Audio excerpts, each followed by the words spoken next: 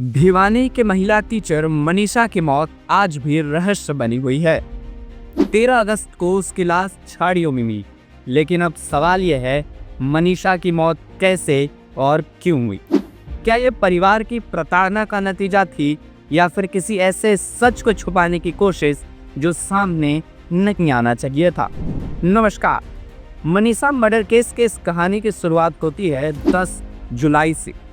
उस दिन मनीषा अपने पुराने क्लासमेट से मिलने भराड़ा गई थी। दोनों बचपन से साथ पढ़े थे और अब ये दोस्ती प्यार में तब्दील हो चुकी थी। लेकिन लड़का नाबालिग था, न शादी हो सकती थी, ना कुछ भविष्य तय था। बात वहीं खत्म हो सकती थी, लेकिन उसी दिन हालात ने खतरनाक मोड़ ले लिया। उस शाम मनीषा के पिता ने मनीषा को घर लौटते हुए देख लिया। जहां उसने कहा था कि वो सिंघाने गई है और वो लौट रही थी भराड़ा से। घर पहुंचते ही सवाल जवाब हुए, मारपीट हुई और शुरू हो गई लंबी मानसिक प्रताड़ना। राज तब खुला जब मनीषा के चचेरी बहन ने उसके फोन का पासवर्ड उसके परिवार को दे दिया। उससे परिवार को सारी चैट्स मिल गई। तभी सबको पता चला कि मनीषा और उस लड़के के बीच प्यार था। परिवार के ही अब एक इज्जत का सवाल बन चुका था। 11 जुलाई को इस कहानी में एंट्री होती है मनीषा के दूर के मामा की। इस दिन मनीषा के मामा घर आए, मनीषा को कार में बिठाया गया। फिर से सवाल जवाब हुए, झगड़ा बढ़ा और मारपीट तक की नौबत पहुंच गई। कहा जाता है कि उस दिन मनीषा के कान से खून निकला और शरीर पर चोट के निशान पड़े।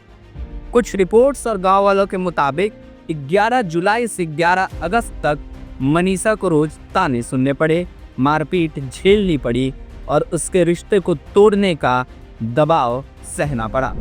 तो क्या उसने खुद अपनी जान ले ली या ये दबाव उसे उस कदम तक ले गया, या फिर ये सब सिर्फ एक सेटअप था?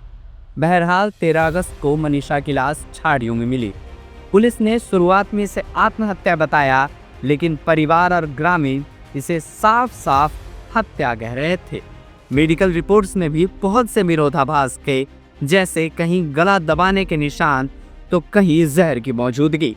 गांव वालों का आरोप था कि पुलिस ने केस को दबाने की कोशिश की और इसी वजह से वो सड़कों पर उतरे और दोषी के लिए फांसी की मांग की। जनता के गुस्से और लगातार विरोध के बाद सरकार ने इस केस की जांच सीबीआई को सौंप दी। अब सबकी निगाहें सीबीआई जांच पे हैं। अब सवाल ये है, क्या मनीषा को कभी इंसाफ मिलेगा या ये केस भी बाकी कहानियों की तरह फाइलों और अफवाहों में दब कर रह जाएगा? धन्यवाद।